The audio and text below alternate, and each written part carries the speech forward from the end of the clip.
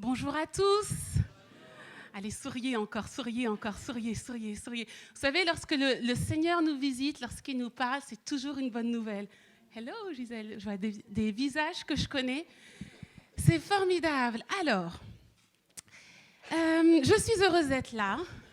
On a fait notre premier culte. Qui était là déjà au premier culte tout à l'heure? On va rebelote. Et ça va être bon dans l'Esprit de Dieu.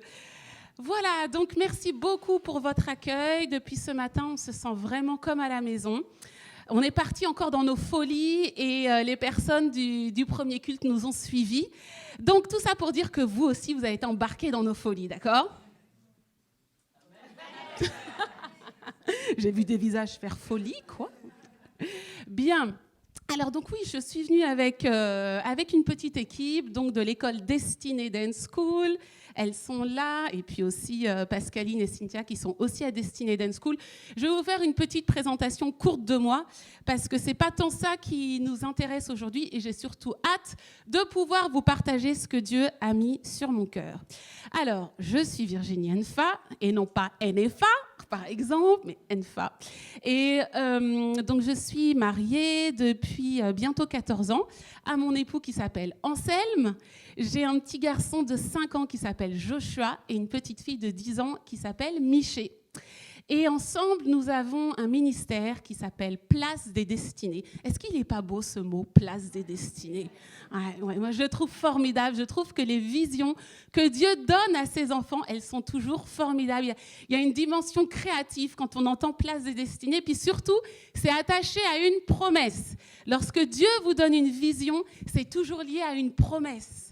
Ce n'est pas simplement un mot comme ça, mais il y a une promesse derrière. Alors ce ministère Place des Destinées, c'est simplement pour nous comme un lieu, une place dans laquelle nous allons pouvoir prendre le temps de former, d'encourager, puis d'envoyer justement vers leur destinée les personnes qui s'attachent à ce ministère, qui acceptent d'être formées, d'être encouragées. On est sur 3 départements bien particuliers, distincts et en même temps qui travaillent les uns avec les autres. Donc, Destinée Dance School, qui est cette école de formation au ministère de la danse et aux arts prophétiques. Dans le premier culte, je prenais ce très très beau tableau en exemple, mais on a aussi les bannières. Ça, c'est de l'art prophétique. Et on a besoin, en tout cas, c'est ce qu'on a reçu à cœur, de ramener la dimension de l'expression prophétique au sein de l'Église, c'est-à-dire du corps de Christ. Voilà, la dimension créative, vous savez, c'est ce que Dieu est. Dieu est le créateur. Et ça n'a aucun sens que dans l'Église, on tue la création. Comment est-ce que l'on peut manifester qui est Christ en voulant tuer ce qu'il est? Vous me suivez, hein? Bien. Donc, ce que nous avons à cœur, c'est vraiment de pouvoir, au sein de cette école, offrir plusieurs formations qui vont vraiment encourager les personnes qui sentent qu'elles ont un appel particulier dans ce ministère à pouvoir non seulement être consacrées, recevoir des enseignements qui vont les aider aussi à grandir, non seulement une dimension de restauration personnelle qui est vraiment extraordinaire à travers le ministère de la danse, mais aussi de pouvoir impacter, de pouvoir être utile, un élément utile dans l'Église locale, mais aussi de représenter le mouvement de l'Esprit au travers du corps de Christ. Il y a quelque chose de très important que les gens souvent ne réalisent pas, c'est que en tant que tel, la danse n'est pas quelque chose d'important, comme le chant, c'est pas tant si important que ça. C'est simplement un don artistique. Mais ce qui va faire la différence, c'est le cœur de celui qui discerne que ce don-là, aujourd'hui, va maintenant servir son Seigneur.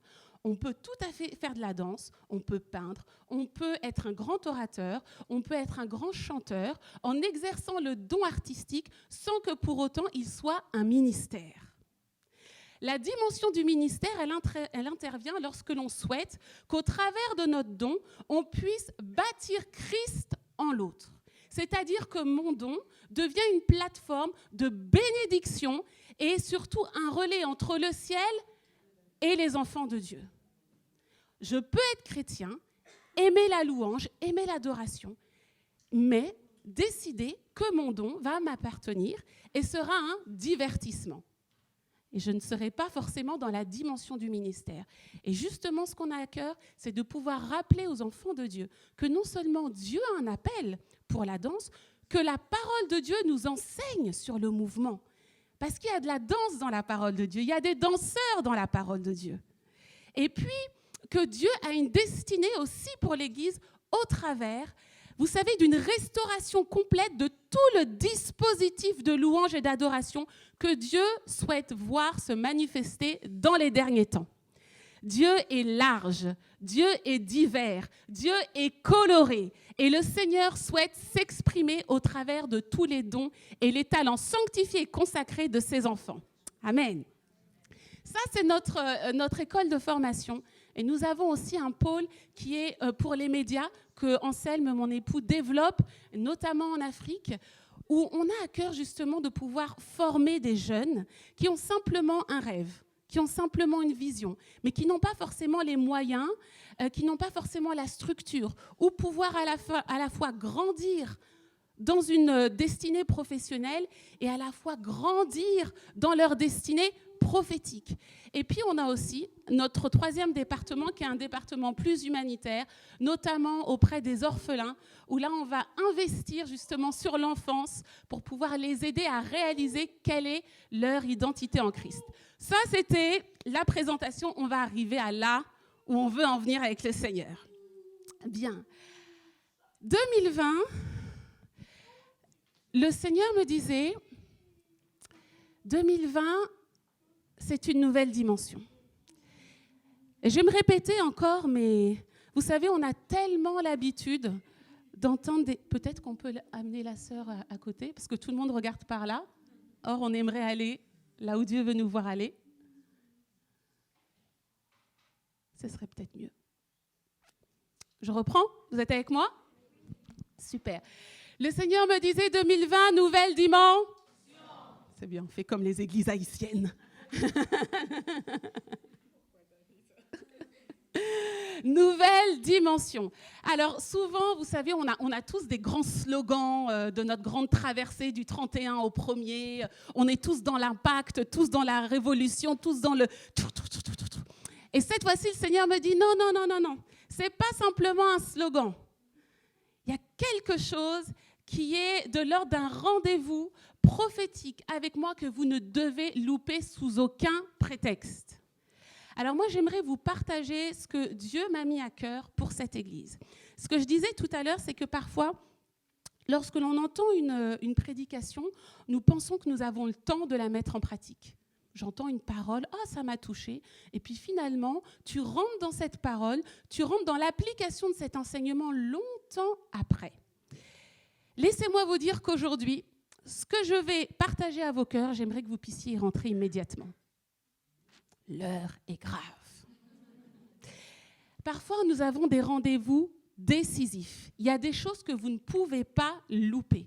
Et là, je voudrais parler à votre esprit, à votre cœur. Je voudrais que vous puissiez solliciter cet après-midi votre foi. Vous savez que Dieu peut tout changer. Vous savez que Dieu peut vraiment tout changer. Je n'ai pas dit que Dieu peut vous aider, que Dieu va vous faire du bien cet après-midi. Saisis ta bénédiction cet après-midi. Non, je voudrais te dire que Dieu m'a parlé d'une nouvelle dimension, pas d'une nouvelle saison. Il y a encore quelques semaines, je prophétisais sur un pasteur et le Seigneur disait « Ne prêche plus la nouvelle saison, prêche la nouvelle dimension ». C'est-à-dire que nous ne sommes plus à passer d'étape en étape, mais que nous sommes un carrefour de l'Église en tant que corps de Christ. Il y a quelque chose à saisir, il y a quelque chose à choper spirituellement. Si on loupe, c'est loupé. Je voudrais commencer par là, au travers de mon témoignage. Je me souviens très clairement du jour où Dieu m'a touchée. Je ne parle pas du jour où Dieu a touché mon cœur, où j'ai décidé de devenir chrétienne. Je ne parle pas de ce jour-là. Je ne parle pas non plus, vous savez, d'une sorte de sentiment, une émotion. « Oh, je suis touchée aujourd'hui, je vais pleurer. » Je ne parle pas de ça. Je ne parle pas non plus des picotements, des frissons que l'on va ressentir lorsqu'on est né dans la présence de Dieu. Je vais vous parler d'un jour qui te permet véritablement d'écrire une nouvelle page concernant ta vie. Quelque chose qui fait un shift de tout le passé et qu'à partir de là, tu rentres complètement dans une autre vie. C'est encore différent que le fait d'entendre la parole et de se repositionner. C'est quelque chose qui est concret, qui est clair et qui est totalement surnaturel. Je voudrais vous parler de ce moment-là, puis après, on va aller dans la parole. Bien. J'étais seule dans ma chambre. J'étais en train de dormir, j'étais encore chez ma maman à l'époque, et je me souviens très clairement avoir vu, sans que la fenêtre ne soit ouverte, une présence arriver. Je n'avais pas encore donné ma vie à Dieu, je connaissais très peu le monde chrétien, mais j'avais une soif de Dieu. J'avais conscience que depuis toujours, et vous aussi certainement, que Dieu a toujours été là. Vous savez, quand on fait un flashback et qu'on se dit, oui, il a vraiment été là. Oui, depuis que je suis petit, vraiment, il a toujours été présent. Il m'a toujours tenu la main. Ça, j'avais conscience de ça, qu'il avait été là de saison en saison. Je ne parle pas de dimension. De saison en saison, sa marque, son amour, son soutien, sa protection a été là. Et puis, j'avais cette soif en moi. Je n'avais pas encore donné ma vie au Seigneur et je vois cette présence qui rentre par la fenêtre. Je me suis dit, alors je n'avais que des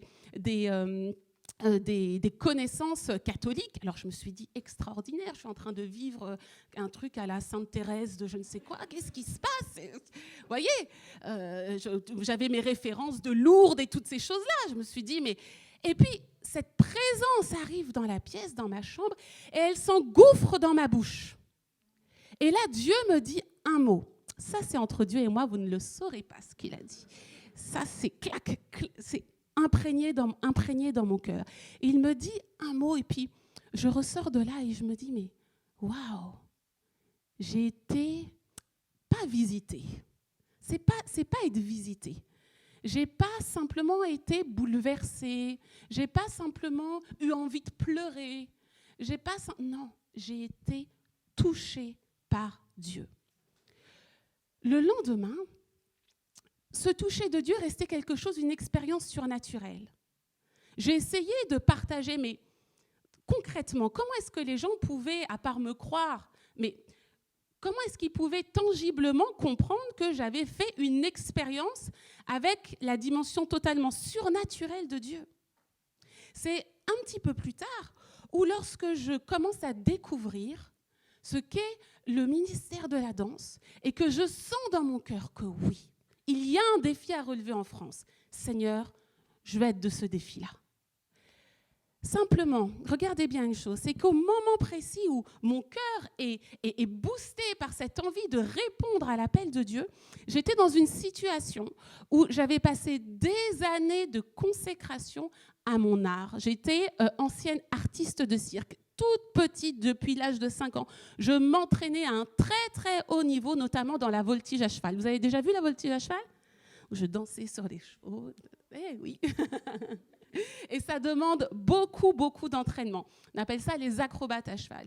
Et à 19 ans, je me retrouve avec un dos complètement brisé, complètement cassé. Et on me dit, alors que je suis à l'aube de ma vie de jeune femme, que terminer, plus aucun sport, même tenir comme ça devant vous, c'était impossible sans être tordu de douleur. Mon dos était abîmé comme le dos d'une vieille femme.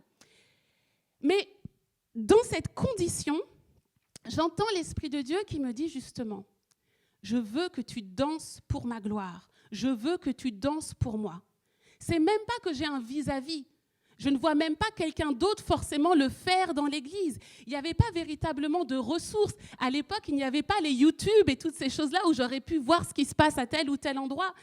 Imaginez, dans une condition zéro, où ton dos, ton corps est complètement brisé, tes espoirs sont brisés. Parce que lorsque tu es jeune, tout ce que tu as emmagasiné dans l'enfance, t'imagines que ça va te suivre encore longtemps. Tant d'heures de consécration, tant d'heures de discipline, tant d'heures de stretcher le corps, entraîner le corps et faire preuve aussi de courage, parce que ce sont des disciplines qui sont très difficiles et qui sont dangereuses. Et là, je vois que je suis dans cet état de faiblesse extrême et que Dieu me dit, c'est cette faiblesse que je choisis pour en faire quelque chose d'unique, en faire quelque chose de pionnier, en faire quelque chose de glorieux. Lorsque je me tiens devant vous, une fois j'ai réalisé ça. À chaque fois que je pars dans un pays, que je parcours les nations, que je suis là devant mes élèves, etc., mais je vis l'instant, je vis le miracle de Dieu. Est-ce que là, je marche, je vis le miracle de Dieu. Lorsque tu es justement dans cet état de faiblesse, c'est là où Dieu se délecte de pouvoir agir dans ta vie. Vous savez quoi, votre faiblesse, c'est un mets succulent pour le Saint-Esprit. Drôle d'affaire, n'est-ce pas? Il aime ça. Le Saint-Esprit m'a appris à souvent dire « Chouette, je suis faible. Trop bien, je suis faible. » Parce qu'il va encore se manifester avec puissance. Oh, aujourd'hui, je suis trop fatiguée pour prêcher. Oh, Miché et Joshua ont encore mis la maison en bazar. Il faut que j'arrive à me concentrer pour pondre un enseignement très prophétique. Super, je suis tellement faible à ce moment-là. Hey, c'est là que je suis fort. C'est toute une perception des choses. Alors, lorsque Dieu m'appelle, je sens que c'est un rendez-vous avec lui. J'avais deux choix, soit non, je ne peux pas, c'est pas possible, ce ne peuvent pas être mes pensées. Je ne peux pas croire que Dieu m'appelle alors que lui-même sait dans quelle situation je suis. C'est une folie, c'est un manque de sagesse. Ou soit je décide de comprendre justement qu'avec Christ, il y a une dimension d'audace à saisir. Je vais oser. Alors j'ai commencé à rentrer dans sa présence au travers du mouvement. J'ai commencé à chercher dans la parole de Dieu, mais qu'est-ce que c'est danser? Est-ce que tu danses, Saint-Esprit? Est-ce que tu danses, Seigneur? Et Saint-Esprit a commencé à m'enseigner. Seigneur, comment est-ce que je peux danser ta fidélité? Seigneur, comment est-ce que je peux danser ta parole? Comment est-ce que je peux être ta parole en mouvement? C'est quoi le mouvement du Saint-Esprit? Ça sert à quoi? Est-ce que les danseurs ont véritablement une destinée? Est-ce que ta parole parle du danseur? Et c'est là où je découvre aussi pourquoi l'ennemi veut tuer la danse, veut tuer le mouvement dans l'Église et dans les corps. Et plus je suis dans cette recherche, et plus je me rends compte que dès que j'ai les deux pieds dans mon appel, c'est que je suis exactement au point de rencontre, au point de rendez-vous avec le Seigneur. Et immédiatement, je sens que mon dos est en train de se reconsolider et est en train de recevoir sa guérison. L'importance d'être au bon endroit au bon moment. L'importance d'être dans l'obéissance. Il n'y a pas d'autre lieu pour la guérison, qu'elle soit psychologique, psychique, physique, spirituelle. L'obéissance. Je réalise que donc, il y a eu cette première étape du toucher, qui est comme une marque, d'accord? Comme une marque de Dieu. Et puis après, ce toucher va devenir concret, va plutôt se matérialiser dans le naturel au travers d'une guérison. L'étape de la guérison va me libérer vers ma destinée. Je vous raconte ça simplement pour que vous réalisiez qu'il fallait justement cette première rencontre du toucher et que le toucher allait après être visible dans le naturel et que ce socle de guérison, ce socle de changement allait ouvrir vers une nouvelle dimension. À partir de là, toute ma vie a été totalement nouvelle. Une nouvelle page. Moi qui n'avais plus d'avenir, moi qui ne savais plus ce que j'allais pouvoir faire, et pourtant avec beaucoup de connaissances, beaucoup d'expériences professionnelles. J'aurais pu mourir ainsi. Et puis Dieu est venu en décider autrement. Mais il fallait justement que je fasse le choix de l'obéissance et de lui offrir, de lui donner comme une offrande ce qui était ma croix, ce qui était mon fardeau, ce qui était de plus faible et de plus brisé en moi. On va lire Marc 10, 46, 52. Je vais lire. J'aimerais que ce passage, vous puissiez vous le figurer comme si vous étiez un danseur comme nous. D'accord ? Je vois les yeux. Comme une mise en scène. Imaginez comme un tableau. Ils arrivèrent à Jéricho. Et lorsque Jésus en sortit, avec ses disciples et une assez grande foule, le fils de Timée, Bartimée, mendiant, aveugle, était assis au bord du chemin.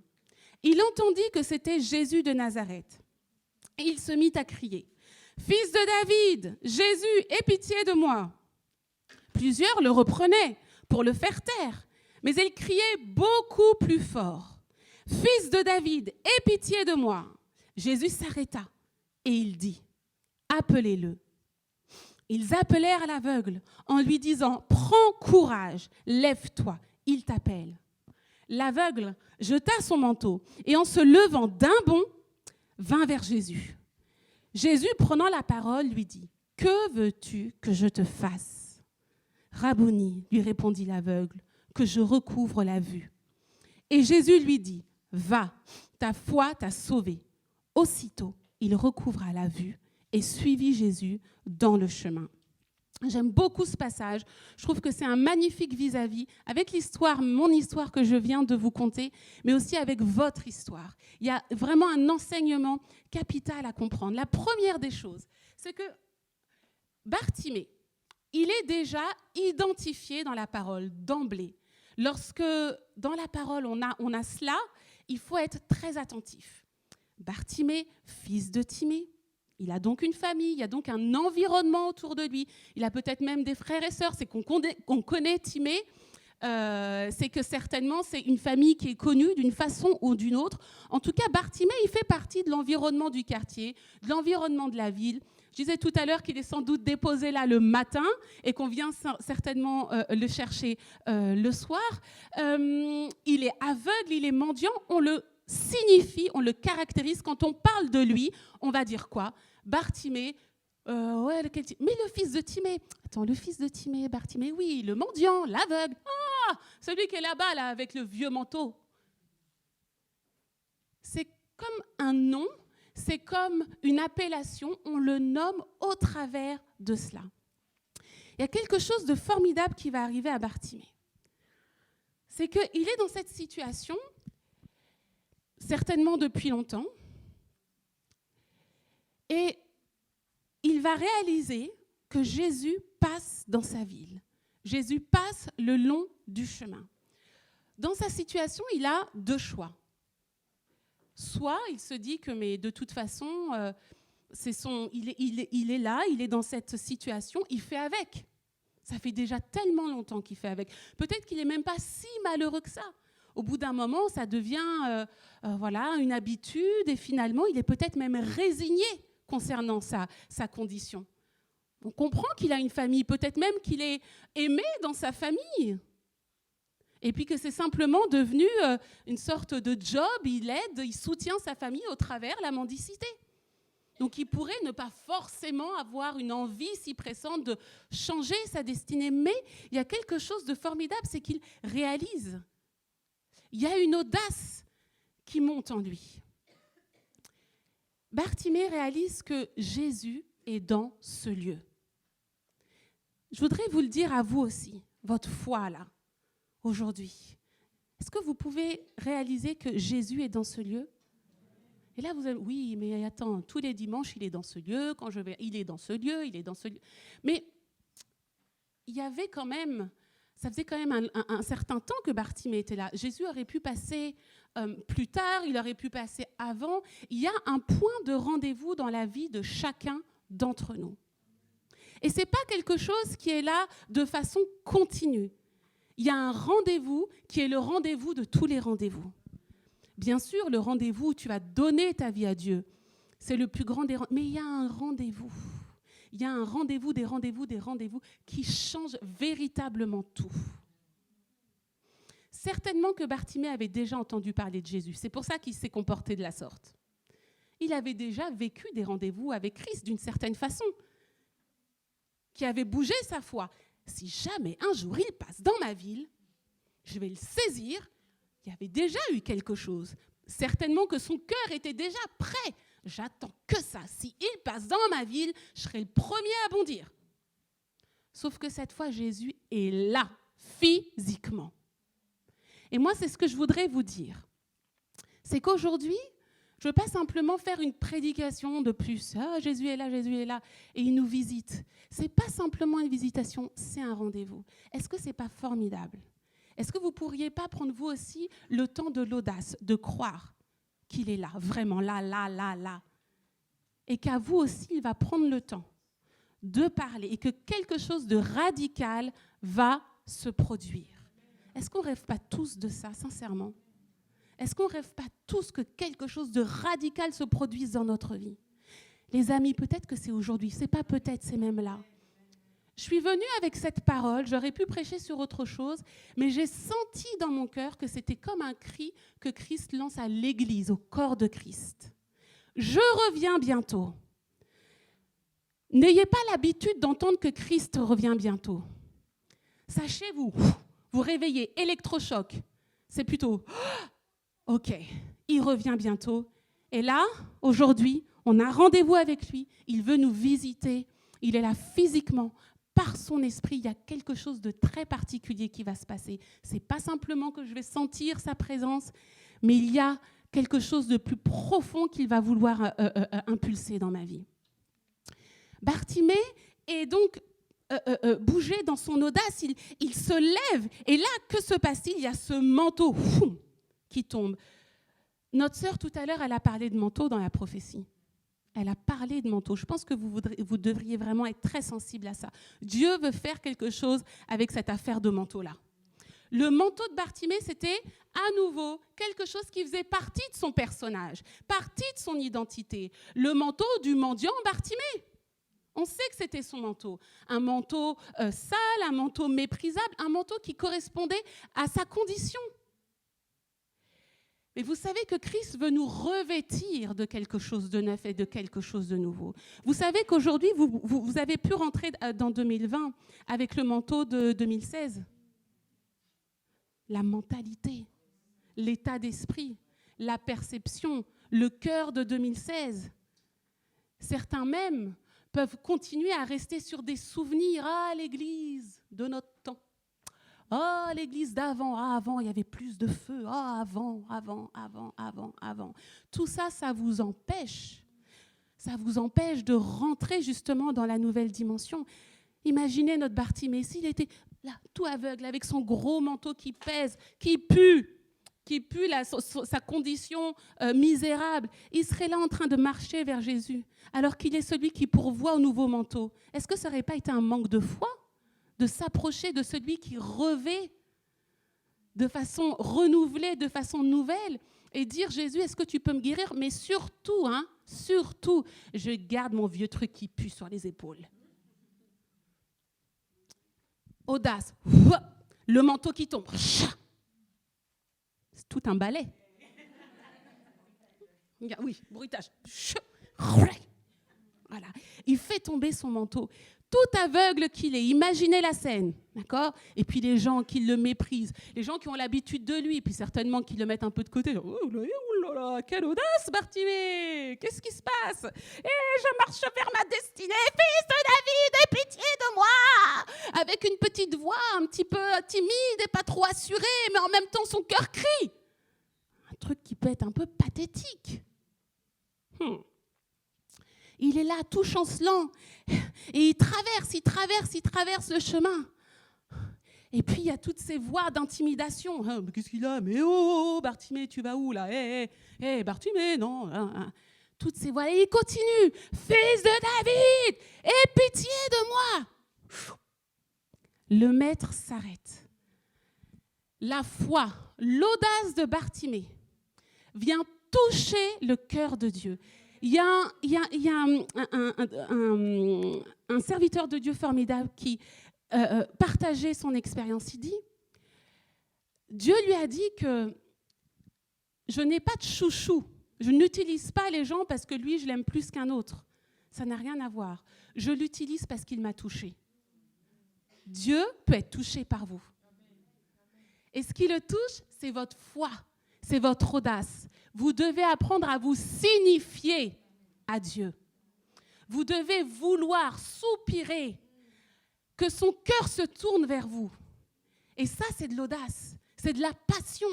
C'est vouloir véritablement se dévêtir de ce vieux manteau et dire « Seigneur, fils de David, aie pitié de moi, ne passe pas par là sans m'avoir touché. » Parce que peut-être que tu ne repasseras pas demain. Peut-être qu'il ne va pas repasser d'ici là. Peut-être que la présence de Dieu qui règne aujourd'hui ne sera pas la même le dimanche prochain et le dimanche d'après. Peut-être même que c'est là, maintenant, qu'il veut tout changer dans ta vie, tout de suite là. Mais qu'est-ce qui va t'aider à saisir ça? ton audace, ta foi. Il faut savoir ce que tu veux. Bartimée se lève, manteau, tac, tac, il voit rien, mais c'est pas grave. Il ne se laisse pas abattre. Intimidation, peur, ridicule, jugement de moi-même, religiosité, dégage de là, dégage de là. Ça attire le cœur de Jésus. Ok, appelez-le, il s'est signifié à moi. Il s'est signifié à moi. Il a quelque chose de spécial, ce Bartimée. Tu m'as touché. Tu m'as touché. Je vais te toucher. Et là, le roi des rois, le Seigneur des seigneurs, descend encore. Il n'y a que Christ pour faire ça, pour garder son autorité, garder sa suprématie, garder sa royauté, mais être à notre écoute et à nouveau nous dire « Que veux-tu que je te fasse ?» Il nous aime, notre Seigneur. Il nous aime tellement. Il dit à Bartimée « Que veux-tu que je te fasse ?» Comme s'il ne savait pas lui-même ce qu'il allait faire. Mais encore une fois, il voulait susciter la foi de Bartimée, comme pour lui dire « Va jusqu'au bout, va jusqu'au bout, va jusqu'au bout. » 2020, ça ne va pas être facile, mais va jusqu'au bout, va jusqu'au bout.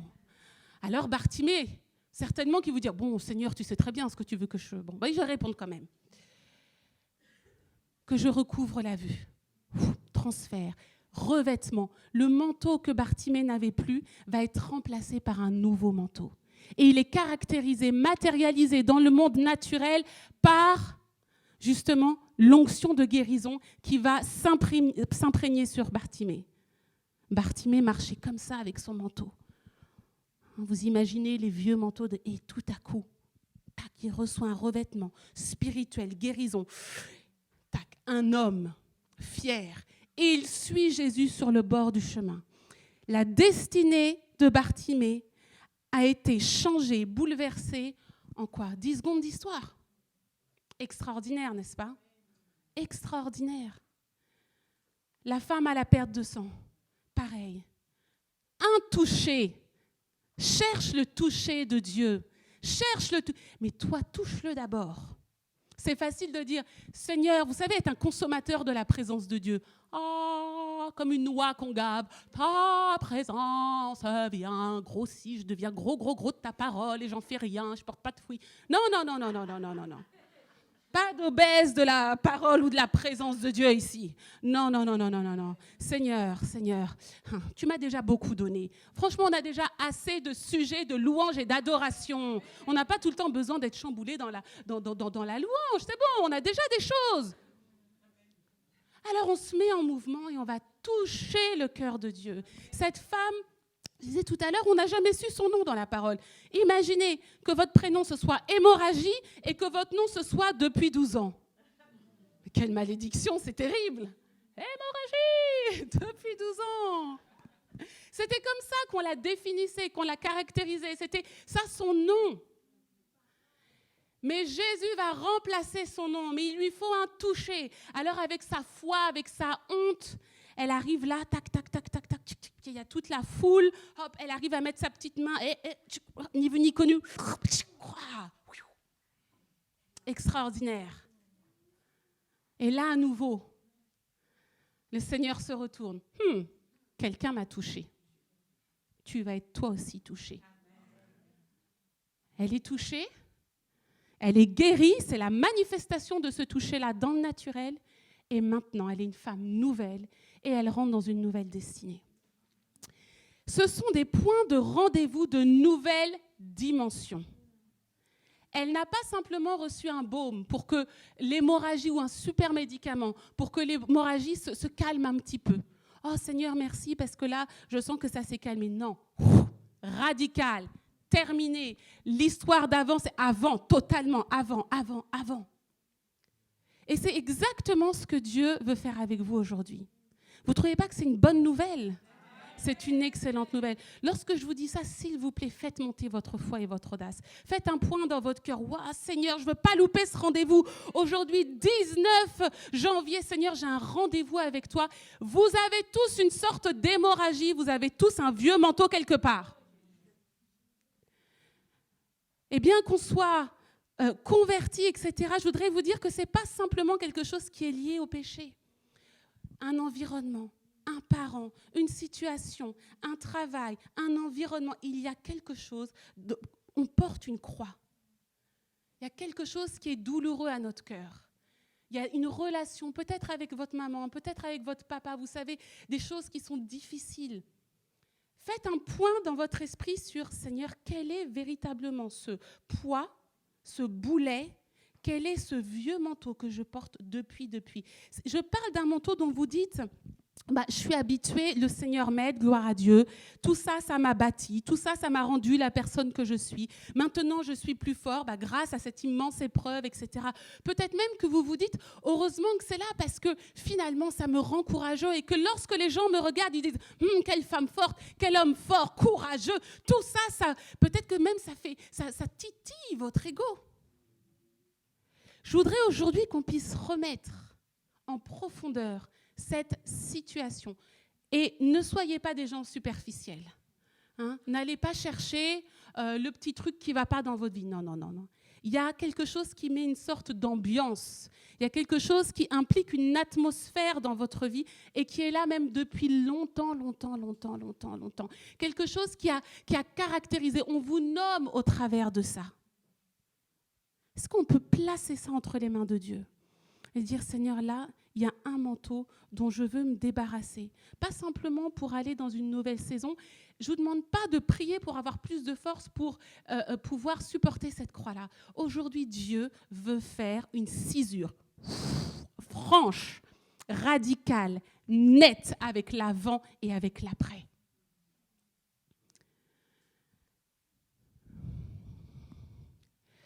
Le Saint-Esprit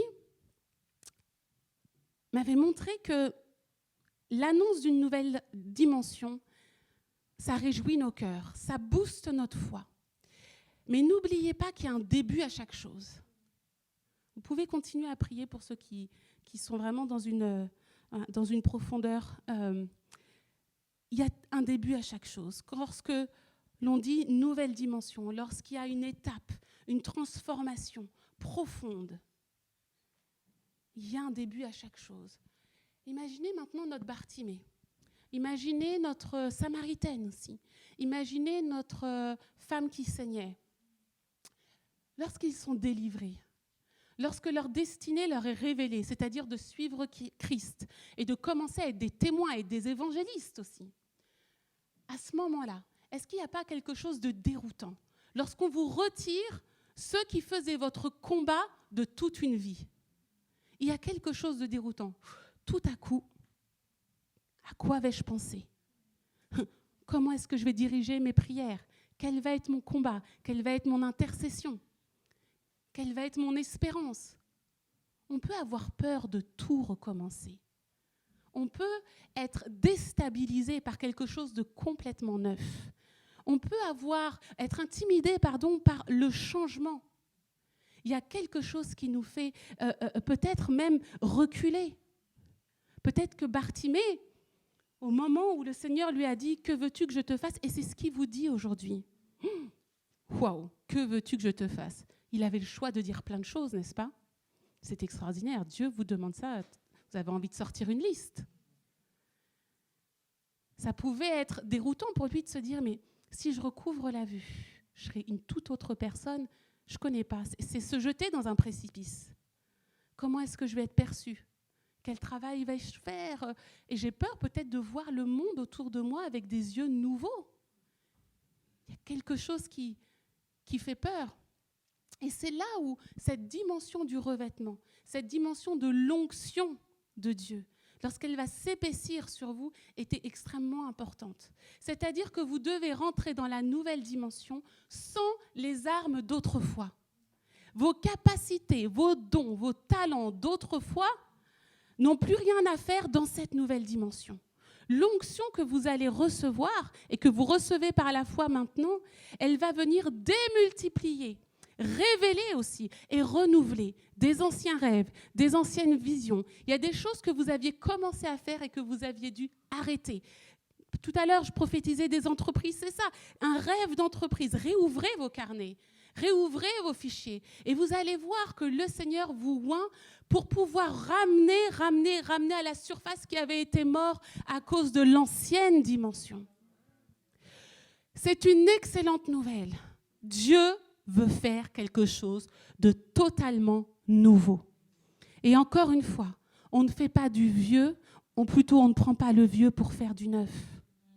On n'utilise pas les stratégies, les façons de faire, et parfois même les personnes d'antan pour faire du neuf. Seigneur, apprends-nous à faire du neuf avec du neuf. Apprends-nous aussi à nous débarrasser. Peut-être même des projets que vous aviez commencés, les résolutions que vous vouliez entreprendre là en début d'année. Peut-être qu'avec cette parole, vous devez vous réaligner et vous dire que non, en réalité, c'était simplement la continuité d'une ancienne saison. Il y a quelque chose de totalement nouveau que Dieu veut faire dans votre vie. C'est possible. C'est possible. Ok, prenez un instant, fermez vos yeux. Je voudrais que par le Saint-Esprit, vous puissiez rêver avec lui. Saint-Esprit, je veux que tu puisses leur montrer ce que tu veux faire. Ouais, je veux que tu puisses leur montrer ce que tu veux faire. Montre-leur. Rêvez, le tout est possible, s'il vous plaît. Rêvez, le tout est possible. Laissez le Saint-Esprit vous nourrir, vous parler, encore et encore. Vous allez voir, il y a deux choses qui se manifestent là. Il y a vos pensées qui parfois veulent retenir le fait de rêver trop grand, n'est-ce pas ? Ouh là là, non, ça, c'est pas possible quand même. Oui. Je pense à quelqu'un qui a des dettes, beaucoup de dettes financièrement. Tu peux véritablement, en cette nouvelle dimension, recevoir de Dieu toute l'intelligence, toutes les stratégies pour éponger toutes ces dettes. Pas seulement un petit conseil par-ci, par-là, pas seulement une petite aide, pas seulement une petite bénédiction, mais quelque chose de radical, où tes préoccupations, ta foi, ta force ne seront plus tournées vers cet objectif de vouloir absolument éponger ses dettes. Dieu te dit que cisure, trop, c'est trop. Terminé avec ça. Ça, c'était avant.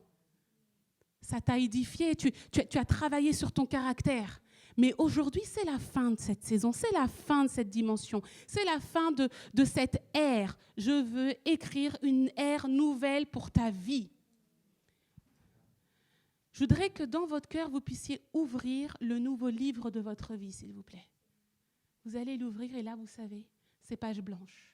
Vous avez tout à faire. Comme je le disais, les débuts peuvent faire peur. Et dites au Seigneur, mais c'est par ton onction, par ton onction, par ton onction, par ton onction. Seigneur, nous n'avons pas peur que tu puisses révéler des nouveaux dons, des nouveaux talents. Mais non, pourquoi j'ai telle idée? Pourquoi j'ai envie de faire ça maintenant? Mais non, mais oui, laisse le Saint-Esprit, par ces fleuves d'eau vive, te révéler toute la dimension, la largeur, la profondeur de la destinée qu'il veut te révéler. N'oubliez pas, lorsqu'il a guéri Bartimée, lorsqu'il a guéri la femme, lorsque la Samaritaine repart, physiquement, c'est une guérison qui est à la fois physique. Ils se redressent, la tête se lève, ils savent où est-ce qu'ils vont aller. Les épaules se redressent.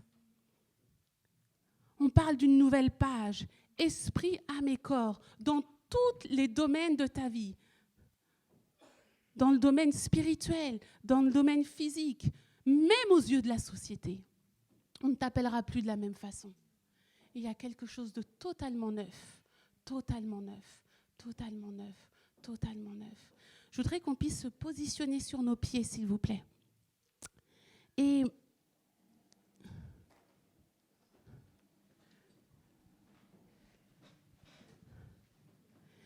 est-ce qu'on peut avoir une louange en fond, s'il vous plaît? Prenez cette fameuse croix, prenez ce fameux manteau.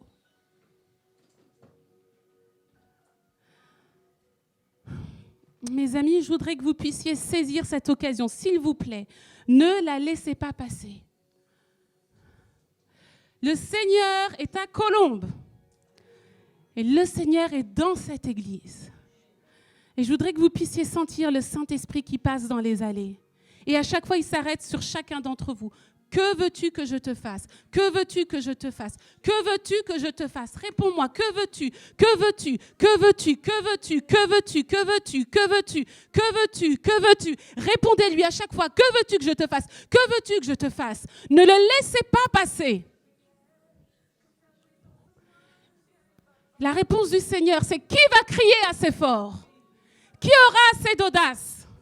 Qui aura honte de mon nom? Qui saura se signifier à moi? Qui sera assez fou, assez déterminé, assez audacieux pour se lever malgré l'intimidation, malgré la peur? Qui acceptera de quitter son cadre religieux? Qui acceptera de se foutre du qu'en dira-t-on? Peu importe ce que l'on dira de moi, disait Bartimée. Je me lève. Alléluia. Encore. Répondez-lui, Seigneur, je te laisse pas passer, Saint-Esprit. Je ne te laisse pas passer, Saint-Esprit. Les anges sont prêts à travailler pour vous, profitez-en. Seigneur, j'ouvre ma bouche, je ne veux pas laisser passer cette occasion. Je ne veux pas laisser passer cette opportunité, Seigneur. Tu es là, Jésus. Nouvelle dimension, totalement neuf, totalement guéri, totalement délivré, totalement transformé. Une nouvelle histoire, j'ai un nouveau nom, j'ai une nouvelle histoire. Tout est neuf.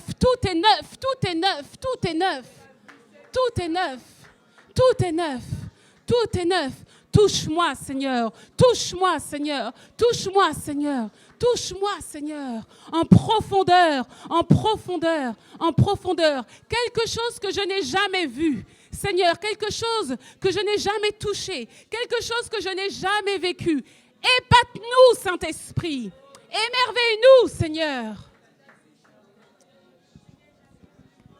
Réoriente notre destinée. Réoriente notre destinée. Il ne s'agit pas simplement d'une réorientation professionnelle, mais Dieu veut complètement tout réorienter.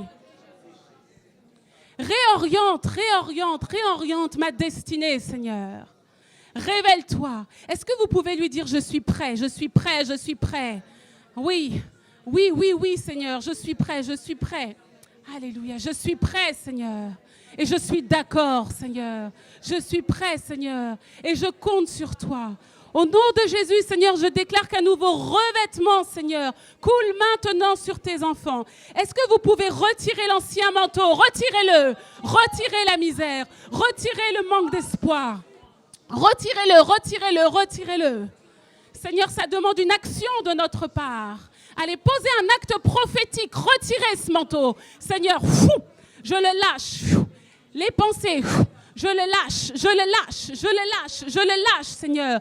Et je reçois un nouveau revêtement. Saint-Esprit, coule, Seigneur. Coule, Saint-Esprit. Coule, oh Dieu. Coule, Seigneur. Coule, Seigneur, sur tes enfants, Père. Coule, Saint-Esprit. Seigneur éternel, viens, Seigneur. Viens encore. Est-ce qu'on peut monter un peu la louange, s'il vous plaît? Encore, Saint-Esprit. Seigneur,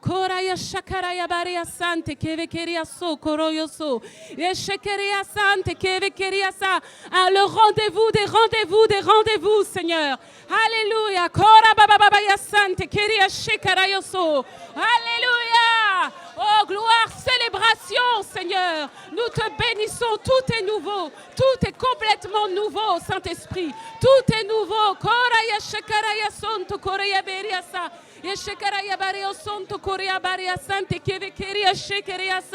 Tout est neuf. Tout est nouveau, Seigneur. Tout est neuf. Tout est nouveau, Saint-Esprit. Oh Dieu, Seigneur, je reçois cette nouvelle dimension. Je la saisis, Seigneur. Je la saisis, Seigneur, cette nouvelle dimension, je la saisis. Seigneur, je me laisse revêtir. Je me laisse complètement revêtir, Seigneur. Je me laisse complètement revêtir. Alléluia. Maintenant, vous allez parler le langage de la foi. Vous allez parler maintenant le langage de la foi. Vous allez dire, Seigneur, merci parce que je sens ce nouveau manteau. Merci, Seigneur, parce que ce manteau est doux et léger. Merci parce que c'est un manteau de gloire, Seigneur. Merci parce que c'est un manteau qui pénètre mes pensées, Seigneur. Merci parce que je sens que toutes mes capacités sont étirées, Seigneur. Merci, Seigneur, parce que je la sens, je la vois, je la saisis, cette nouvelle dimension, Seigneur. Merci parce que l'audace, Seigneur, est mon partage. Merci, Seigneur, pour la nouvelle vision, Seigneur. Alléluia, alléluia, alléluia. Oh, Seigneur, bénissez-le. Bénissez-le. Allez, dites-lui merci, Seigneur. Merci, Seigneur. Merci, Seigneur. Il y a un secret. Il y a un secret pour que cette nouvelle dimension soit scellée. C'est de déposer une offrande de votre cœur. Je ne parle pas forcément d'une action de grâce financière. Il faut bien me comprendre. Mais le Seigneur vous parle de votre temps. Le Seigneur vous parle de quelque chose qui est dans vos entrailles. Et qu'entre lui et vous, vous allez déposer entre ses mains. Et j'ai bien dit, ce n'est pas forcément financier. L'action de grâce, c'est un profond remerciement. Et vous voulez le remercier au plus profond de vous pour sceller cette nouvelle dimension. Saint-Esprit, révèle-leur, révèle-leur, révèle-leur, révèle-leur. L'action de grâce, vous ne devez pas l'oublier après. Vous sentez qu'il y a quelque chose qui vous demande. C'est peut-être pardonner quelqu'un en particulier. C'est peut-être aller visiter quelqu'un à qui vous en voulez depuis longtemps. C'est peut-être ça. C'est peut-être revenir sur un sujet que vous occultez dans votre vie et que vous savez être douloureux. C'est peut-être ça. Il y a un regret. C'est peut-être ça. Seigneur, j'accepte d'être guéri sur ce point-là. J'accepte de relâcher telle chose.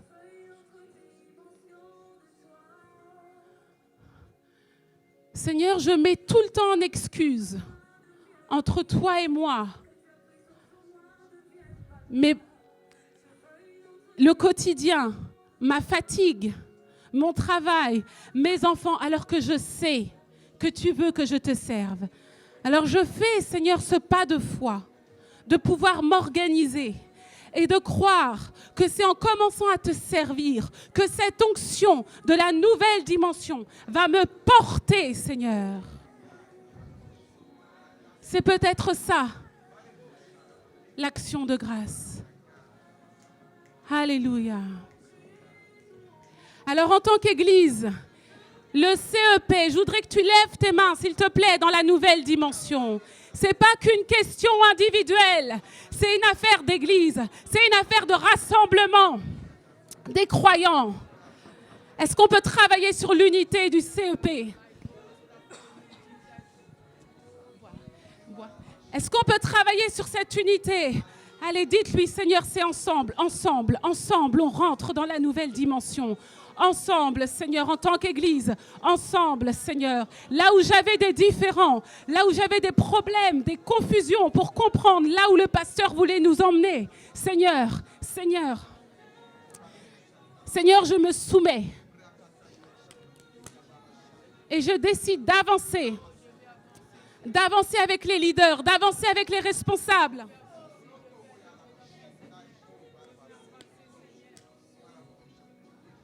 En tant qu'Église, nous ne voulons plus murmurer, Seigneur. Nous ne voulons plus nous laisser intimider. Nous ne voulons plus avoir peur. Et nous voulons sortir de ces murs, Seigneur. Nous voulons gagner le terrain. Nous voulons gagner la ville. Seigneur, de nouvelles stratégies, de nouvelles équipes. Seigneur, je proclame un nouveau contact avec la mairie, Seigneur. Je proclame de nouvelles portes, Seigneur. Je proclame que Colombe vous sollicite parce qu'ils ont besoin de votre présence. Je proclame que dans ces murs, les responsables de la ville rentreront, Seigneur. Qu'ils seront touchés, Seigneur. Étire-toi, étire-toi, étire-toi, Église. Pas de limite à la gloire de Dieu. Pas de limite à ton audace, dit le Seigneur. Avance, avance, avance, dit le Seigneur. Car je suis avec toi. Tout est fait, tout est prévu, tout est déjà écrit, dit le Seigneur.